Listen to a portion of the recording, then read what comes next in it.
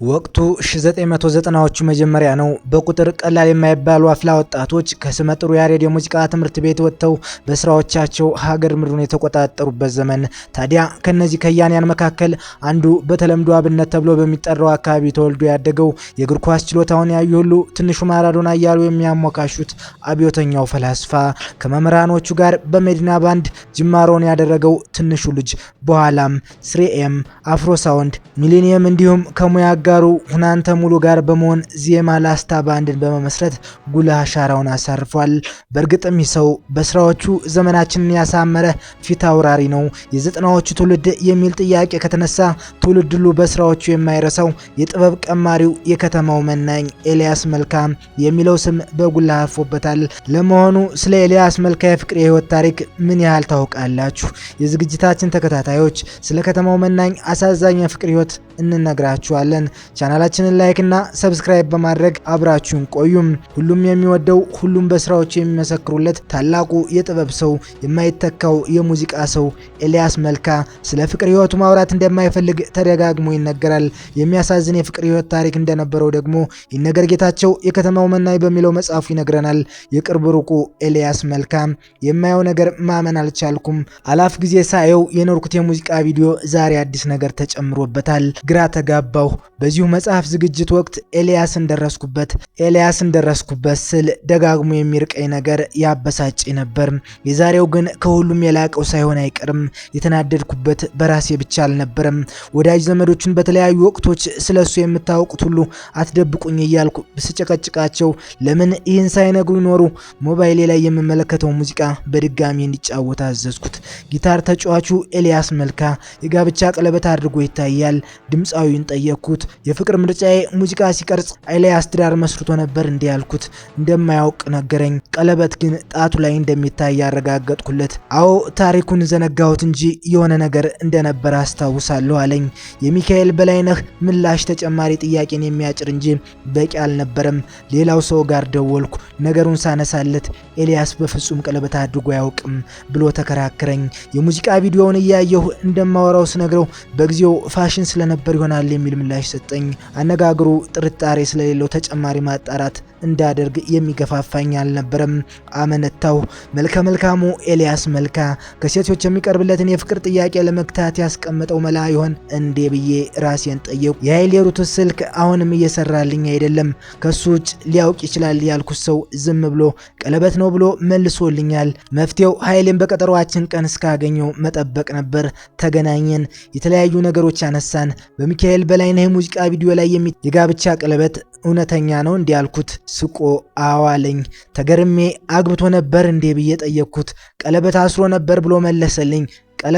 ቀለበት ስለው ሳቀ። ጣቱን እያመለከተ እኔ እንዳደረኩት አይነት ቀለበት አድርጎ ነበር አለኝ። ማን ጋር ይሆን ብዬ ላፍታም አልተጠራጠርኩም። የፍቅር ምርጫዬ የሙዚቃ ቪዲዮ የተሰራው ነሐሴ 1996 ዓ.ም ነው። በዚህ ወቅት አብራው የነበረችው ሴት ደግሞ ዮዲት ናት። ኤልያስ በአፍላነቱም ዘመን ቢሆን ስለ ፍቅር ህይወቱ በግልጽ ሲያወራ መስማት ብርቅ ነው። ዛሬ ግን የዘመናት ሚስጥሩን ለመተንፈስ አላንገራገረም። ምን መሰለህ አዶኒ ብሎ ጀመረ። አዶናይ በግንባሩ ምላሽ ሰጠው። ከልጅነቴ ጀምሮ የምወዳት አንዲት ልጅ አለች። የሚገርምህ እንደ ትናንቱ ሁሌም ዛሬም አፈቅራታለሁ። የኔ መሆን እንደማትችል ባውቅም አሁንም ግን ልረሳት አልቻልኩም ብሎ ነገረው። አዶናይ ኤልያስን እያወራው መሆኑን ለማመን እስኪቸግረው ድረስ ደነገጠ። በረጅሙ እሺ ብሎት እንዲቀጥል ፍቃድ ሰጠው። እሱ ግን ለመቀጠል የሚሆን ፍላጎት አልነበረውም። በቃ ይኸው ነው አለው። አዶናይ የቀረውን ታሪክ በጥያቄዎች ለማወቅ ጓጉቷል። ኤሊሻ አሁንም የምትለይ ሴት ብታገኛት ግን ታገባታለህ አለው። እንደማይሆን ባውቀውም እሺ ካለች ግን አገባታለሁ ሲል መለሰለት። አዶናይ የተባለችውን ልጅ የትና በምን ሁኔታ ላይ እንዳለች ባያውቅም ለቅርብ ጓደኛው መሄድ እስካለበት ለመሄድ ወስኗል። ኤሊሻ አንድ ነገር ብቻ ተባበረኝ አለው። ምን ሲል ጠየቀው። እኔ ልጅቷን ላፈላልጋት፣ አንተ ግን ካገኘኋት በእጇ ልሰጣት የምትችለውን ደብዳቤ እንደምታዘጋጅልኝ ቃል ግባልኝ። ተስማማ። አዶናይ ስሟን ይዞ እንደ አንድ ወንድም የሚያዩን ሰው ህይወት ለማቃናት ፍለጋ ወጣ። ከብዙ ጥረት በኋላ መገኛዋን አወቀ። ስልኳን ከሰው ወስዶ ደወለላት። የምታውቋቸውን ሰዎች ስለጠራላት ፈልግሻለሁ ሲል እምቢ አላለችውም። ተቀጣጠሩ። ኤልያስ ቃል በገባው መሰረት ደብዳቤውን አዘጋጀ። ግን ሲያነበው አላረካውም። ቀዶ ጣለው። እንደገና ጻፈው። አሁንም ለቋንቋው ዲዳ ሆኖ ታየው። ምን ማድረግ ይችላል? የግድ አንድ ወረቀት መላክ ነበረበት። ለአዶናይ ሰጠው። አብሮ አደጉ ደብዳቤውን ይዞ ከቀጠሮ ቦታ ደረሰ። አገኛት፣ አወሩ። ብዙ አላቆያትም። ደብዳቤውን ሰጣት። ምላሽሽን ጠብቃለሁ ብሏት ተሰነባበቱ። ኤልያስ ደግሞ እየደወለ ነው። ምን አለች የሚለው ጥያቄ ማቆሚያ አልነበረውም።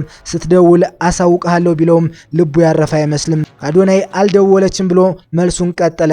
ተጠባቂው ስልክ ቢዘገይም አልቀረም። ሰላምታ ተለዋወጡ። ደብዳቤውን አነበብኩት አለችው። እሺ ታዲያ ምን አሰብሽ አላት። ይገርምሃል ቀጣይ ወር ላገባ ሽር ጉድ ላይ ነኝ የሚል መልስ ሰጠችው። አዶናይ በኤልያስ ቦታ ሆኖ ስለሰማት ደነገጠ። ከዚህ በኋላ ያሉትን ቃላት በአግባቡ ያደመጠችው አይመስልም። መልካም ምኞቱን ገልጾ ስልኩን ዘጋው። አዶናይ ከዋናውም የበለጠ የቤት ስራ ከፊቱ ይጠብቀዋል። ሊነግረው ባይፈልግም ኤልያስ ግን ጥያቄው የሚያቆም እንደማይሆን ገብቶታል።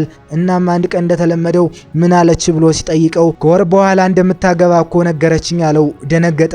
በልጅነት ዘመን መርካቶ ገብቶ በአይኑ ከሰው መሃል ይፈልጋት የነበረችው ሕፃኗ ጽዮን ልታገባ ነው። ያቺ ባንክ አልባ ይቅርብኝ እያለ በህዝብ ስልክ ይደውልላት የነበረችው ትንሿ ጽዮን ትዳር ልትዝ ነው።